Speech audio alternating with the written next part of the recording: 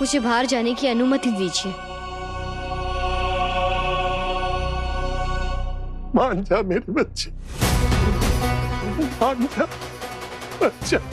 बाबा, आप ही ने तो कहा था ना कि माँ तारा ने मुझे यहाँ किसी खास काम के लिए भेजा। सूरजो, उठो, उठ जाओ सूरजो। देखो सुबह हो गई है। आज शादी के बाद हमारा साथ में पहला दिन है ना, तो आज साथ में ब्रेकफास्ट करेंगे ना। चलो उठो, उठो सूरजो।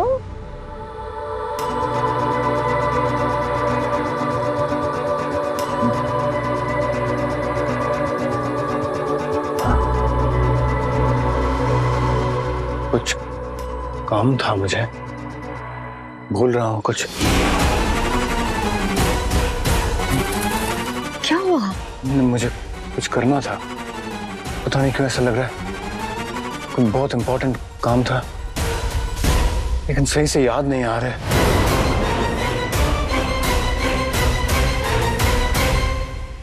ये कहाँ चल दी? तुम अब तक नहीं समझी नोयन कि मैं क्यों चाहती थी कि तुम यहाँ पर आओ। तुम्हें यहाँ आते हुए देख करके भी मैंने तुम्हें रोका क्यों नहीं? वो चमेली मासी, वो मेरी माँ है।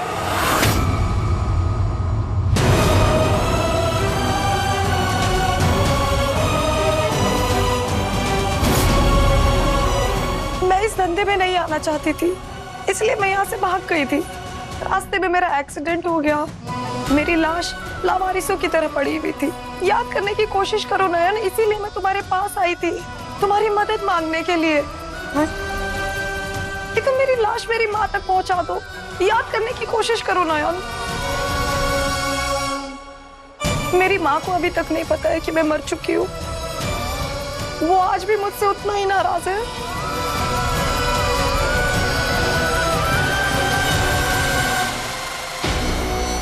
मैं याद दिलाऊं, आज तुम्हारा सबसे इंपॉर्टेंट काम है अपनी ब्रांड न्यू वाइफ को अपने हाथों से खाना खिलाना। चलो चलो मेरे साथ।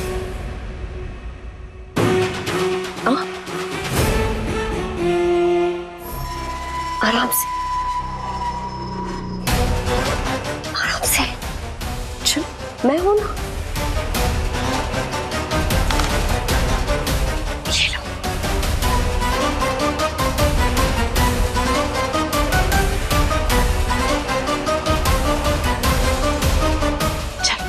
तुम्हारी माँ है,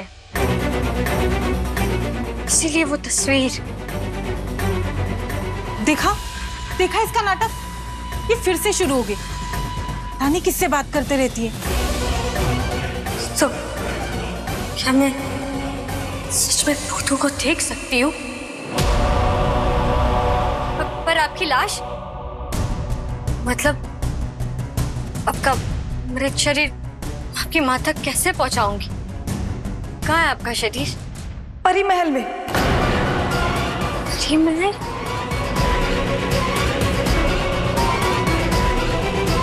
ये तो वही। हाँ हाँ नयन, वही परी महल जहाँ पर तुम्हारी सौतन एक भयानक चुड़ैल है, जिसने मेरे शरीर पर कब्जा कर रखा है और अब तो तुम्हारे पति पर भी।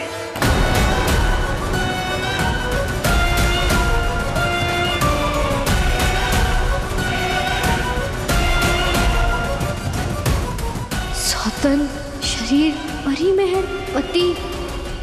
रुको, हमारे आने से पहले ये खाने की टेबल पे क्या कर रहे हैं? बाबा को ब्रेकफास्ट के बाद दवाई खानी होती है, सो प्लीज कोई नया सीन क्रिएट मत कीजिए। बाबा ये लीजिए। अरे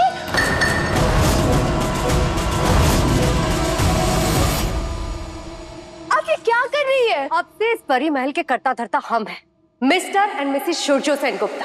क्या? इसलिए आज से इस घर के हर एक मेंबर को हमारे खाने का इंतजार करना होगा। जब हम आएंगे तो खड़े होना होगा, खाना सर्व करना होगा, और जब तक हम खाना नहीं खा लेते दादा, दादा क्या कर रहे हो आप? तो कुछ बोलो, आप बस देखते जाएंगे। अब आप सुन रहे हैं ये क्या बोल रही है?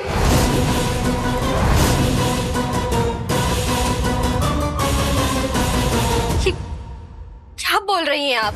नयन, उस चुड़ैल ने जबरदस्ती तुम्हारे पति से शादी कर ली है। क्या? सूरजो बाबू से, सूरजो बाबू से, सूरजो बाबू से।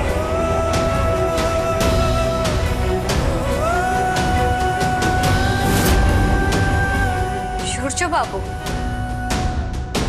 सूरजो बाबू मेरे पति है? हाँ, तुम्हें किसी भी तरीके से वहां जाना ही होगा।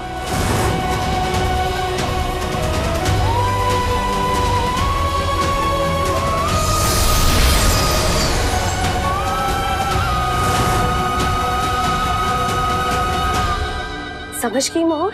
अब तुम्हारे दादा वही बोलेंगे जो मैं उन्हें बोलने के लिए कहूंगी, तो तुम भी वही करो। चलो अब क्विकली हम दोनों को खाना सब खाएं। चलो चलो बैठो सूरजो। मैं कुछ तो भूल रहा हूँ, पता नहीं क्या।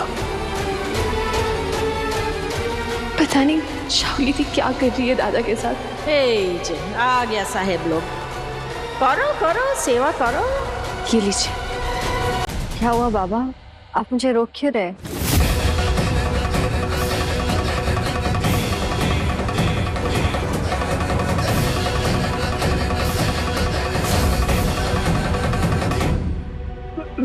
सुनो, पहले इन लड़कियों के लिए खाने पीने की व्यवस्था करो, ठीक है? चलो। बाबा क्या हुआ, आप मुझे जवाब क्यों नहीं दे रहे? भुवन, एक एक करके इन लड़कियों के घर का पता पूछो और इनको अंदर लेके जाओ। जी। हाँ ठीक है, जाओ जाओ बच्चों। बाबा मेरी तरफ देखिए, आप मुझे परी में जाने से मना क्यों कर रहे हैं? क्योंकि तेरा पति अब किसी और का पति हो गया है। मैंने स्वयं अपनी आंखों से देखा है। जिससे उसकी शादी हुई है वो एक भयानक अशुद्ध आत्मा है। वो तेरी सुरक्षा के लिए जरूरी है कि तू उस काली साया से दूर रहे। मुझे पूरा विश्वास है कि उसी ने तेरी जान लेने की कोशिश की है, और अगर तू इस बार उसके सामने जाएगी तो वो तुझे छोड़ेगी नहीं, वो तुझे जान से मार देगी।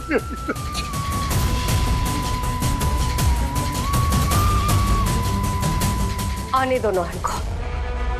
मैं चाहती हूँ कि वो अपनी आंखों से देखे कि सूरजो अब मेरा पति है, और हम दोनों हमारे रिसेप्शन पे एक साथ बैठकर उस नौहन दवाइफ का डांस देखेंगे,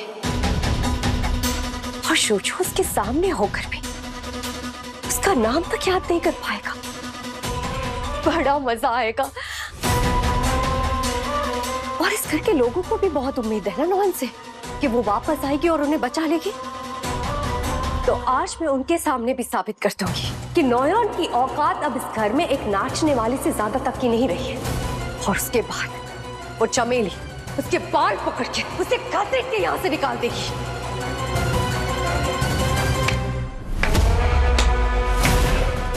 हॉट एन आइडिया शावली, क्या फैंटास्टिक प्लान बनाया तुमने। हम सब कुछ सुन लिया। शमू जाओ और जल्दी से नौयन को इधर लाने का अरेंजमेंट कर। जा जा। नैन तो भाग गई माँ, अब कैसे बताऊं शावली को ये बात, मार डालेगी मुझे। ठीक है, आप लोग एक काम करिए कि फंक्शन के लिए तैयार हो जाइए। नैन को यहाँ शाम को लाने की और नचवाने की जिम्मेदारी मेरी। गुड। कैसे लाऊंगा नैन को, कहाँ से? हे भगवान, कुछ समझ में ही नहीं आ रहा। मैं जानती हूँ बाबा। जानती है? कैसे? तुझे तो कुछ याद ही नहीं है। तो क्या तेरी याददाश्त तो वापस आ गई है मेरी बच्ची? नहीं बाबा, मुझे अब भी मेरे पति याद नहीं है। पर जो भी हो, तो वो मेरे पति ही फिर थे। फिर भी न जाने क्यों मुझे ऐसा लगता है बाबा कि वो रिश्ता अभी भी टूटा नहीं है। और किसी ने मुझे बताया कि इस वक्त वो खतरे में है। इसीलिए मुझे वहां जाना होगा। जिसने भी मेरे पति को नुकसान पहुंचाया है, मैं उसका सामना जरूर करूंगी। मुझे डर नहीं लग रहा है? उस भयानक प्रेतात्मा का सामना करते हुए तू डरेगी नहीं? नहीं बाबा,